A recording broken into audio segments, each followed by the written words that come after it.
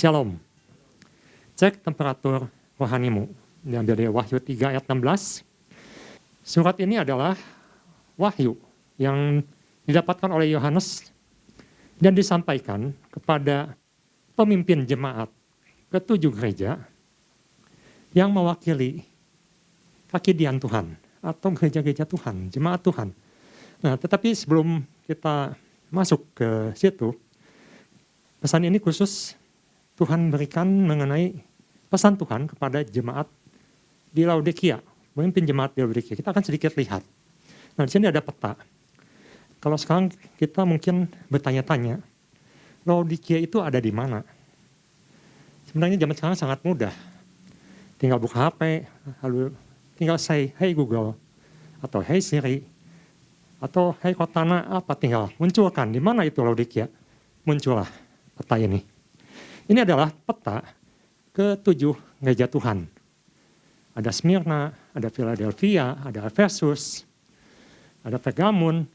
Tetapi yang menarik buat saya ketika saya merenungkan firman Tuhan ini, mengapa tidak ada firman Tuhan yang khusus kepada 7 gereja ini? Hanya ada di Wahyu. Kita tahu ada surat kepada Filipi, ada surat pada Korintus, ada surat kepada jemaat di Efesus. Tetapi mengapa sepertinya ke-7 jemaat ini di kota-kota ini sepertinya tersembunyi dan muncul di Wahyu. Dan Tuhan berikan peringatan keras kepada jemaat gereja Tuhan. Nah, kalau kita lihat, Laodikia ini berada di daerah yang sekarang terkenal dengan Turki. Daerah Turki. Jadi ini daerah Turki.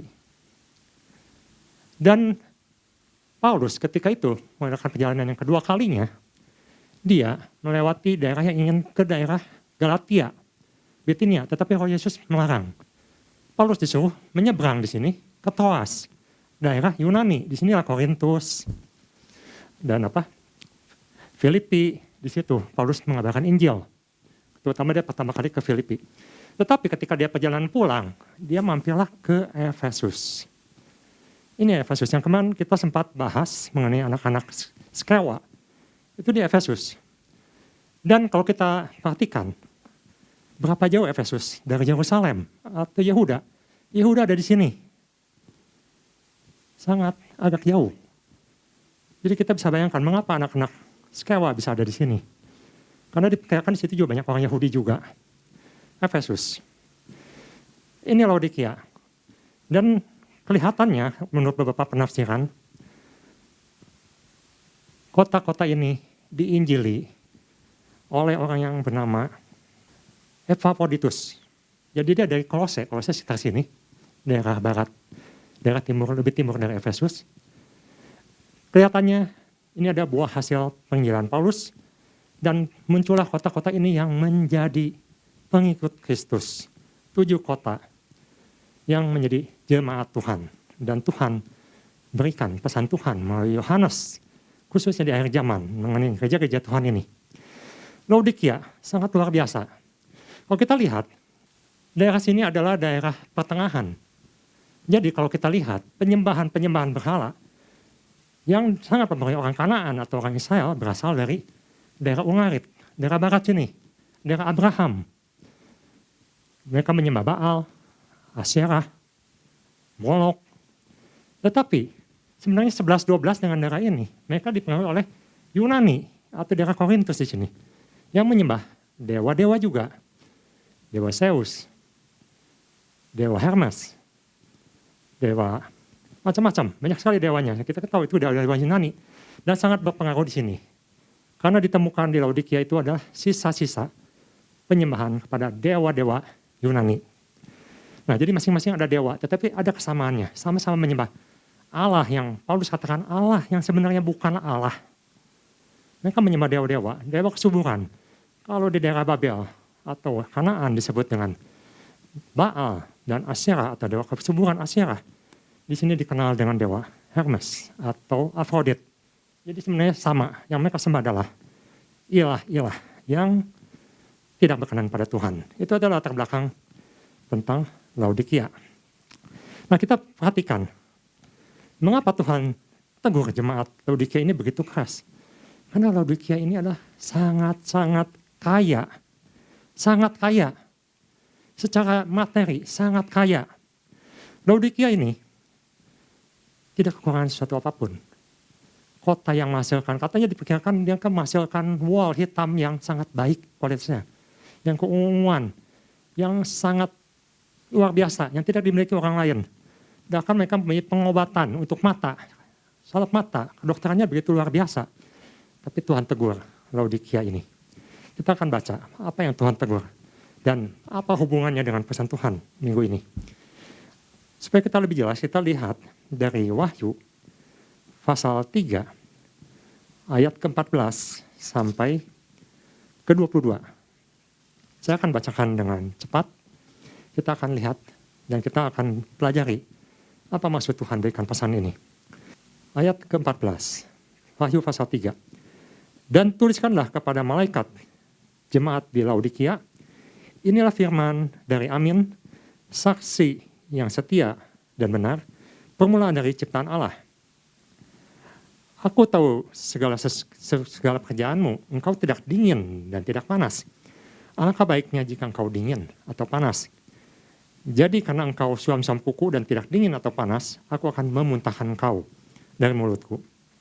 Karena engkau berkata, aku kaya, dan aku telah memperkayakan diriku. Dan aku tidak kekurangan apapun, kekurangan apa-apa. Dan karena engkau tidak tahu bahwa engkau melarat, malang, miskin, buta, telanjang. Ayat 18, maka aku menasihatkan engkau supaya engkau membeli padaku emas yang telah dimurnikan dalam api, agar engkau menjadi kaya, dan juga pakaian putih, supaya engkau memakainya agar jangan kelihatan ketelanjanganmu yang memalukan. Dan lagi minyak untuk mememas matamu, supaya engkau dapat melihat. Barang siapa ku kasih, ia ku tegur dan ku hajar. Sebab itu, relakanlah hatimu dan bertobatlah. Ayat 20, lihat, aku berdiri di muka pintu dan mengetok. Jikalau ada orang yang mendengarkan suaraku dan membuka pintu, aku akan masuk mendapatkannya, dan aku makan bersama-sama dengan dia, dan ia bersama-sama dengan aku. 21, barang siapa menang, ia akan kududukan bersama-sama dengan aku di atas tahtaku, sebagaimana aku pun telah menang, dan duduk bersama-sama dengan Bapakku di atas tahtanya. Ayat 22, siapa bertelinga, hendaklah ia mendengarkan apa yang dikatakan Roh kepada jemaat-jemaat. Jadi pesan kepada jemaat Laodikia ini adalah pesan Tuhan kepada gereja Tuhan. Dan pesan ini sampai kepada kita. Kitab Wahyu ini adalah kitab yang cukup sulit tafsirkan. Tapi kita bisa lihat ada satu kesamaan atau satu yang penting yang Tuhan ingin sampaikan kepada kita melalui pesan Tuhan minggu ini.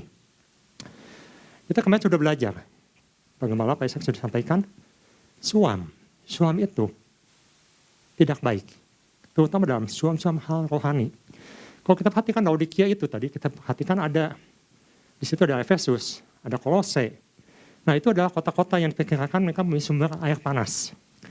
Tetapi Laodikia ini, dia hanya mendapatkan sisa air panas itu. Jadi disebutkan mereka tuh kaya, luar biasa, tetapi sumber airnya jelek.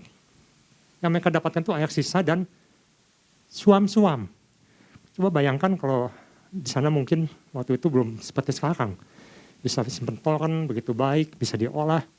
Mereka umumnya masih mengambilkan sumber alam airnya. Air sumur ya, seperti itu. Bayangkan waktu minum, airnya agak hangat-hangat, tapi gak enak gitu. Sama dengan minum air kopi yang sudah agak dingin, masih ada hangatnya, dan manis rasanya, terus kita minum. Itu yang Tuhan rasakan, ingin muntah kata Tuhan. Gak enak, ingin muntah. Jadi kualitas airnya tuh nggak baik, kurang bagus, suam-suam, nggak enak untuk diminum. Kemarin kita belajar, kesuaman itu akan sangat menghasilkan sesuatu yang buruk ketika seorang mengajar hal-hal lain. Itu yang Bapak Gembala katakan kemarin. Bahkan kepada orang yang merasa banyak hal, padahal masih kurang. Dan menghilangkan ketajaman dan maksud Tuhan dalam hidupnya. Bahkan sulit untuk membuat seorang menyelaraskan dengan kebenaran firman Tuhan. Nah, hari ini saya akan bagikan satu poin saja, yaitu kesuaman akan menghalangi pemulihan. Ayatnya diambil dari Wahyu, pasal 3 ayat 17. Di situ katakan, karena engkau berkata, aku kaya, dan aku telah memperkaya diriku. Aku tidak kekurangan apa-apa. Nah, tetapi apa jawaban Tuhan? Di sini jelas sekali Tuhan menjawab, engkau tidak tahu bahwa engkau melarat, malang, miskin, buta, telanjang. Ini yang akan kita pelajari pagi hari ini. Mengapa Tuhan katakan, kamu itu melarat dan malang. Dan terjemahan lain dikatakan kamu itu hancur. Kamu ini dalam keadaan hidup yang tidak tenang, dalam keadaan hidup yang gelisah. Secara materi berlimpah, tapi secara rohani, secara mental, kamu itu pecundang. Kurang lebih begitu ya, terjemahan bebasnya. Kamu ini pecundang. Kamu ini sebenarnya hidup dalam penderitaan. Kalau kita perhatikan, definisi kaya itu apa? Jemaat Laodikia merasa diri kaya. Dalam dunia sebut kaya, kalau kita perhatikan, saya menyebut saya kaya. Kalau saya lihat yang lebih atas, maka akan ada yang lebih kaya. Jadi relatif sebut kaya ini. Tetapi kaya ini suatu keadaan puas diri. Itu yang dilakukan oleh Laodikia. Mereka puas. Saya sudah kaya. Saya tidak perlu apa-apa lagi. Saya tidak perlu Tuhan lagi. Saya sudah cukup dan saya puas dengan kekayaan yang saya miliki. Kepuasan diri. Kalau kita lihat di 1 Korintus pasal 15 ayat 19, Paulus pernah mengatakan sangat menyedihkan kalau seorang cuma berharap pada apa yang ada di dunia ini. Tidak memikirkan hal-hal yang lebih kekal. Sesuatu yang lebih berkenan pada Tuhan. Dan jemaat Laodikia ini hanya puas dalam hal-hal yang sifatnya jasmani saja. Kita lihat pengharapan pada dunia ini akan mengecewakan. Dan mereka tidak dapatkan kepuasan dalam hal rohani. Dalam jasmani mereka bisa berbangga diri. Tetapi dalam hatinya mereka menderita. Mereka tidak puas. Mereka tidak mendapatkan damai sejahtera. Kalau kita perhatikan dalam kasus beberapa minggu terakhir, ada satu cerita. Seorang pembela kebenaran. Punya pangkat yang tinggi. Luar biasa. Prestasinya bagus. Tetapi, apa yang terjadi? Dia mulai merekayasa suatu kejahatan yang sangat besar. Pembunuhan kepada teman dekatnya sendiri. Dan ini menjadi kasus yang viral sekarang ini. Yang menyedihkan adalah orang ini adalah pembela kebenaran. Orang yang harusnya memegang kebenaran. Dia tahu kebenaran. Tetapi apa yang dia lakukan? Yang dia lakukan adalah kejahatan. Kalau ibu bapak kemarin ikut doa pengurapan, apakah ada satu pertanyaan? Apakah orang percaya bisa melakukan kejahatan seperti itu? Kita tahu, dalam kehidupan orang percaya ada roh yang disebut Roh Kudus yang memampukan orang untuk berbuat baik. Ada Roh Kudus yang memampukan, yang mengingatkan ketika orang melanggar firman Tuhan. Ketika seorang jauh, miskin, melarat, menderita, tidak ada roh Tuhan yang berkuasa, seorang bisa melakukan kejahatan. Sama seperti orang ini, bisa melakukan kejahatan, keluar. Yang lebih bahaya lagi adalah seperti jemaat Laodikia, merasa diri sudah penuh dengan roh. Padahal belum, Tuhan melihat tidak ada roh Tuhan di situ, kosong. Dan itu sangat mudah untuk keluar dari jalurnya Tuhan, dari kebenaran firman Tuhan. Jadi suami-suami ini adalah sesuatu yang sangat berbahaya. Perasaan puas sebagai jemaat Tuhan, perasaan puas bahwa kita merasa cukup rohani, merasa puas saya sudah penuh Roh Kudus, tetapi di mata Tuhan, kamu ini menderita, kamu ini pecundang, kamu itu loser, kosong, tidak ada isinya. Nah ini boleh menjadi renungan kita di minggu ini. Kita harus kembali cek apakah saya bablas dalam hal ini. Apa saya seperti jemaat Laodikia ini yang merasa cukup, sudah merasa rohani. Kita lihat di Mazmur pasal 139 ayat 23 sampai 24. Daud pernah mengatakan supaya kita berhati-hati dalam hal ini. Daud katakan, ya Tuhan, selidikilah aku, kenalah hatiku, ujilah aku, kenalah pikiran-pikiranku. Ayat 24, lihatlah, apakah jalanku serong? Apa saya sudah mulai keluar dari firman Tuhan? Apakah saya mulai keluar dari rencana Tuhan? Apakah saya sudah keluar dari panggilan Tuhan. Dan apa yang Daud lakukan? Dia meminta, Tuhan tuntunlah aku di jalan yang kekal, di jalan yang benar. Kembali lagi ke jalan yang benar. Dan itu hanya bisa didapatkan oleh orang-orang yang mau kembali dipenuhi Roh Kudus. Orang yang mau kembali kepada kebenaran firman Tuhan. Melarat dan malang. Kita kan lihat yang kedua, miskin. Miskin. Miskin adalah sesuatu yang selalu disepelekan orang. Baik di dunia, orang dunia melihat engkau miskin, selalu menjadi golongan yang direndahkan. Bagaimana kalau kita miskin secara rohani? Roh yang miskin. Roh yang miskin kebaikan. Roh yang miskin akan kasih. Roh yang miskin akan hubungan dengan Tuhan. Itu yang disampaikan oleh Yohanes. Roh yang miskin. Memang secara materi Laodikia sangat kaya. Sangat berlimpah. Tidak kekurangan apapun. Tapi Tuhan katakan engkau miskin di hadapan Tuhan. Ada suatu ilustrasi yang sangat bagus yang saya lihat di media sosial. Di situ diperlihatkan apa yang disebut dengan kaya. Apa yang disebut dengan tidak miskin. Di situ diilustrasikan bahwa ada seseorang yang sengaja melakukan satu testing atau satu penelitian. Dia membawa barangnya, dompetnya, dan dia jatuhkan di tempat yang cukup ramai. Di situ ada orang terpelajar, ada orang yang cukup berada karena ditampilkan dari pakaiannya. Tapi di situ juga ada orang yang sedang diam, sedang meminta-minta, atau pengamen kalau kita di Indonesia ya, pengamen. Dia jatuhkan dompetnya. Dia lakukan tidak satu kali, tapi berkali-kali. Nah, waktu saya perhatikan, yang pertama dia jatuhkan dompetnya, ada orang yang baik penampilannya, sehat, dan kelihatannya terpelajar. Ketika dia lihat, dia ambil, apa yang dia lakukan? Dia masukkan tasnya dan dia berjalan kembali. Dan itu direkam oleh kamera. Kedua kali, dia jatuhkan lagi dompetnya. Ada seorang yang jalan, dia bawa ransel. Dia lihat, ada dompet jatuh. Dia ambil, dia masukkan ke ranselnya dan dia cepat-cepat keluar. Dan yang ketiga, dia jatuhkan lagi dompetnya di depan si pengamen itu. Pengamen ini ambil juga, tapi dia kejar orang itu. Dia katakan, Pak, dompet kamu kejatuh, ini dompet kamu. Dan orang ini mulai mengeluarkan dompet itu, dia hitung uangnya, dia berikan pada si pengamennya.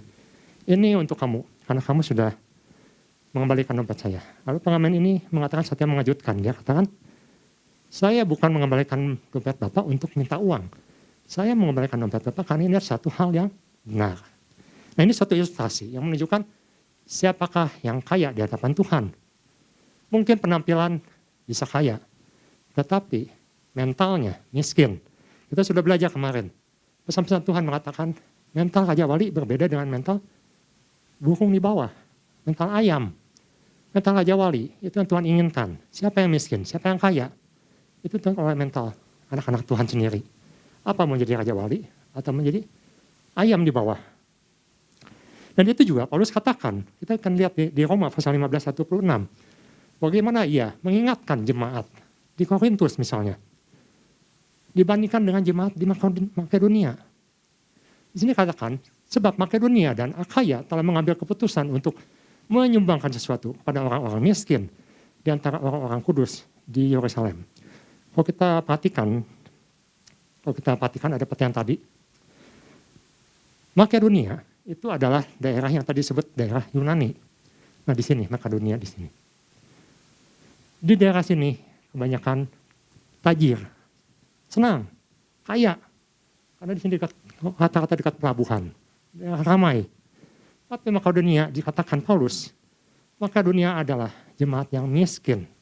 Jemaat yang miskin, tetapi mereka paksakan untuk menyumbangkan sesuatu kepada Yerusalem, kepada rasul-rasul, pada jemaat Tuhan.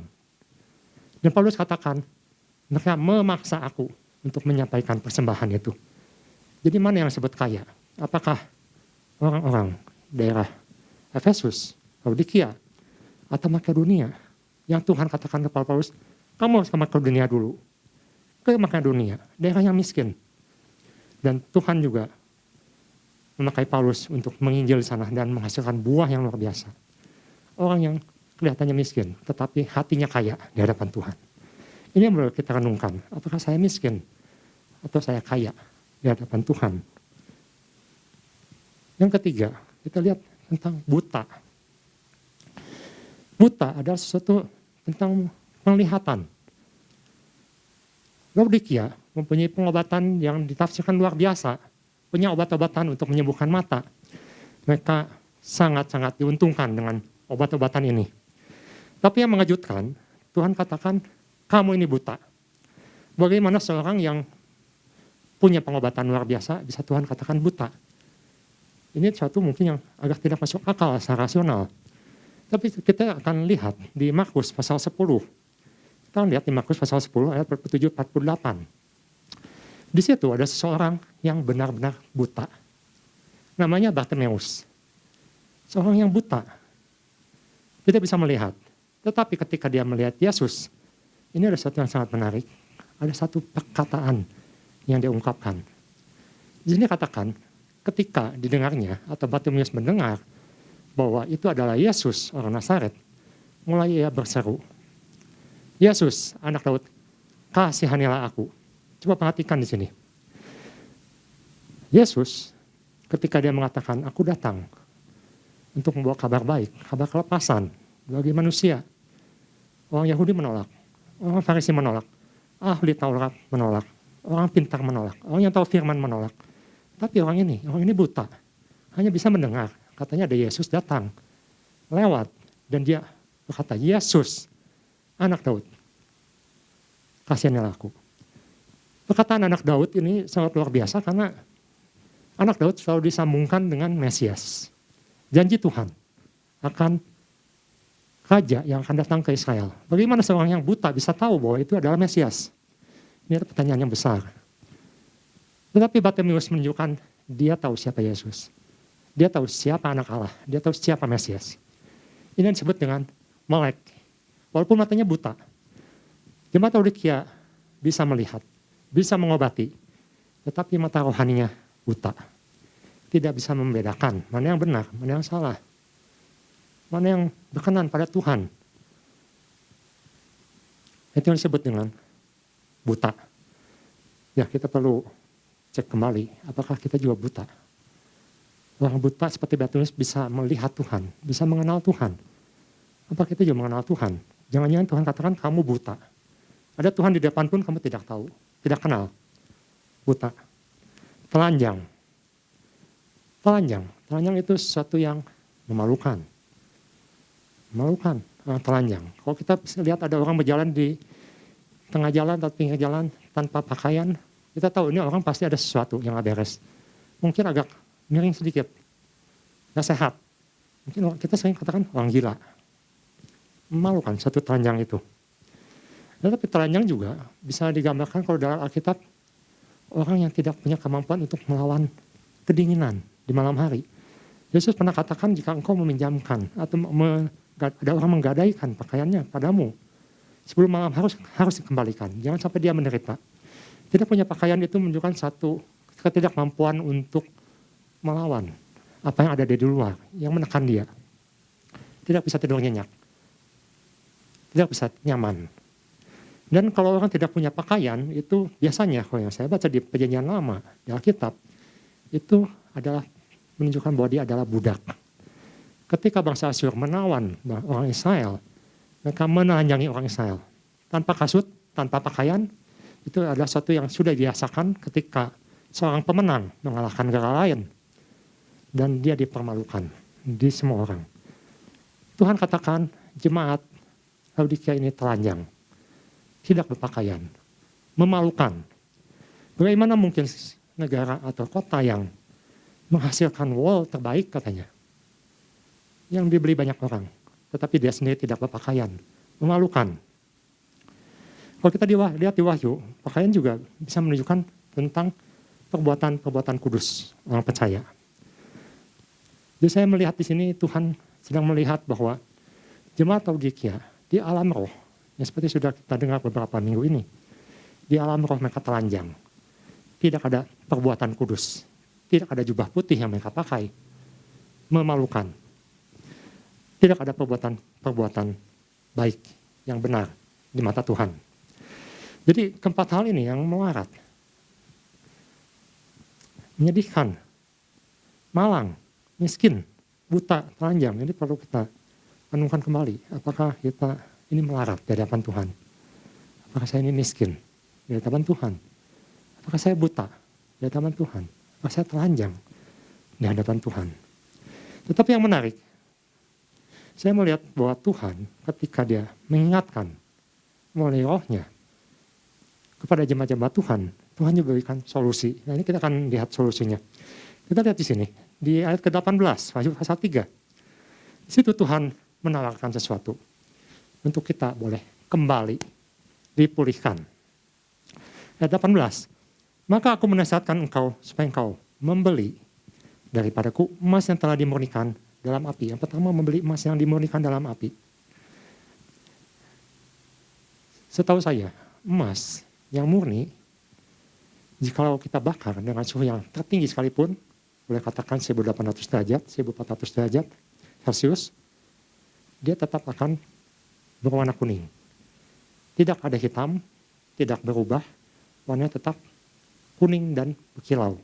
Berbeda dengan imitasi yang dilapis emas. Seperti emas lihatannya.